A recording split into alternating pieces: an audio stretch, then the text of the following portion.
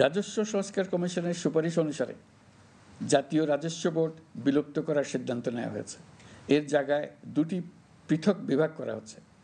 একটি হলো নীতি প্রণয়ন বিভাগ বা জাতীয় রাজস্ব নীতি বোর্ড, অন্যটি বাস্তবায়ন বিভাগ বা জাতীয় রাজস্ব সংগ্রহ বিভাগ।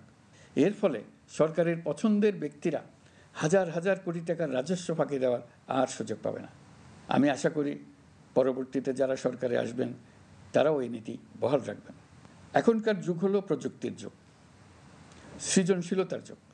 আমাদের দেশে 17 কোটি নারী পুরুষ, তার মধ্যে তরুণরা হলো বিপুলভাবে সংখ্যাগরিষ্ঠ। বাংলাদেশ মানব সম্পদের দিক থেকে 8ম বৃহত্তম দেশ। একযোগে এই তরুণরা সৃজনশীলতা প্রকাশের সুযোগ পেলে বন্যার স্রোতের মতো আমাদের দেশ দ্রুত বেগে পৃথিবীর বাজারের মধ্যস্থানে চলে যাবে। এই বিপুল তরুণ গোষ্ঠীর সামনে থেকে পথের বাধা সরিয়ে দেওয়াই হলো আমাদের সরকারের প্রধান লক্ষ্য। প্রযুক্তি আমাদের জন্য সুযোগ সৃষ্টি করেছে, আমরা দ্রুত বেগে এই সুযোগ গ্রহণ করার কাজে নিজেদের নিয়োজিত করেছি। এমনভাবে আমরা প্রযুক্তি ব্যবহার করার কাজে নিয়োজিত হয়েছি যাতে নাগরিকের আঙ্গুলের ইশারায় সরকার তার সেবা নাগরিকের কাছে তাৎক্ষণিকভাবে হাজির করে।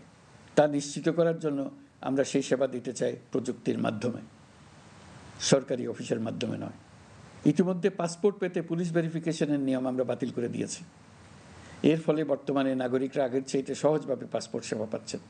পুলিশ রিপোর্ট প্রাপ্তির নিয়ম বাতিল করার পর এই পর্যন্ত 70,000 নতুন পাসপোর্ট, যা বহুকাল ধরে পুলিশ রিপোর্ট আসার অপেক্ষায় আটকে ছিল, তা দ্রুত আবেদনকারীদের হাতে পৌঁছে দেওয়া হয়েছে। পাসপোর্ট প্রাপ্তি সহজ করার জন্য আমরা পুরনো পদ্ধতি বাতিল করে ইলেকট্রনিক পাসপোর্ট প্রচলন শুরু করেছি। এর ফলে দ্রুত পাসপোর্ট দেওয়া সম্ভব হচ্ছে। দেশের অভ্যন্তরে পাসপোর্ট হোম ডেলিভারি দেওয়া সম্ভব হচ্ছে। আগামীতে সকলেই ঘরে বসে পাসপোর্ট পাবেন, এটা নিশ্চিত করার চেষ্টা করছি।